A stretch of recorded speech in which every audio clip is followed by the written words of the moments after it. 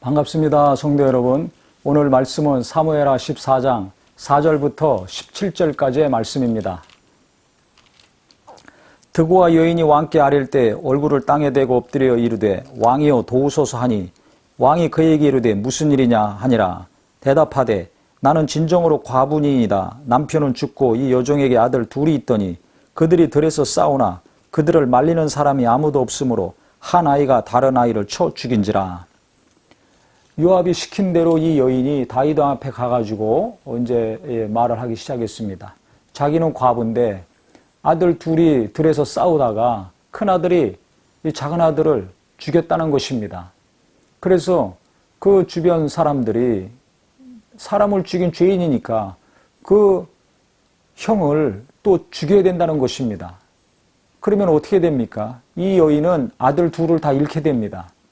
거기다가 이제 씨가 마르면 어떻게 대를 이어갑니까? 그래서 지금 이 사정을 왕한테 아뢰니까 왕이여 나를 도우소서. 남편도 없는 과부고 아들은 하나를 잃었고 남은 것 아들 하나 또 잃게 생겼습니다.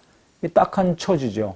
이 다윗이 듣고서 내가 네 아들 지켜주겠다. 머리털 하나도 해하지 않도록 내가 보호해주겠다. 걱정하지 말아라. 이렇게 안심을 시켜줬습니다. 그런데 그때 이 여인이 그냥 돌아가지 아니하고 청하건대 당신의 요정을 용납하여 한 말씀을 내 주 왕께 여쭙게 하옵소서 하니 그가 이르되 말하라 하니라. 여인이 이르되 그러면 어찌하여 왕께서 하나님의 백성에게 대하여 이 같은 생각을 하셨나이까?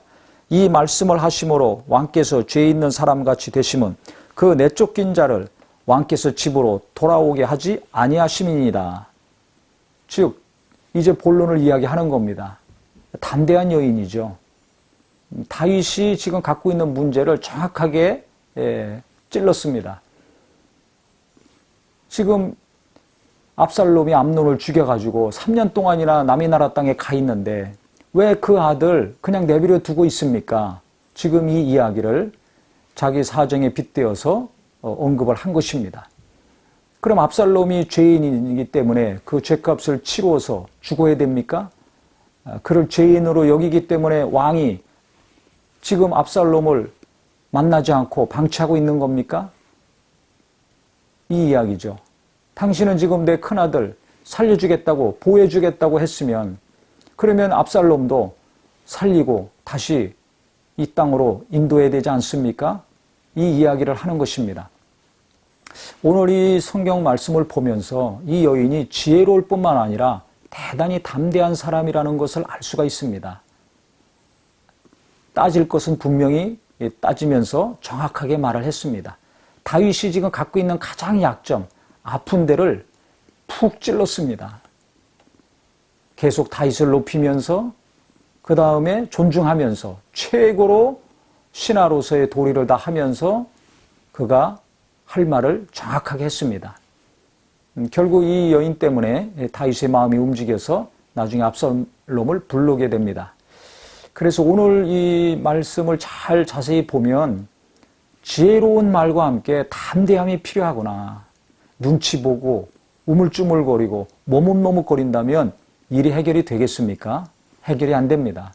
그래서 우리가 어떤 일을 해결하려면 대단히 지혜로운 말과 담대한 행동이 필요하다는 걸 알 수가 있습니다. 그래서 자기 자신을 최대한 낮추고 상대방을 존중하고 높이는 겸손함과 지혜롭게 말하는 언어와 그 다음에는 담대함이 있다면 하나님이 함께 하시고 또 어떤 어려운 문제든지 막힌 일이든지 해결할 수 있는 일이 일어날 것입니다. 그래서 오늘 말씀을 통해서 내가 지혜로운 말을 해야 되겠구나. 나를 낮추고 상대방을 항상 높이는 자세로 만나야 되겠구나. 그 다음에는 담대하게 할 말을 정확하게 전함으로 문제를 해결해야 되겠구나. 깨달으셔서 모든 크고 작은 어려운 문제들 해결해 나가는 은혜의 삶들이 되시기를 예수님의 이름으로 축원합니다.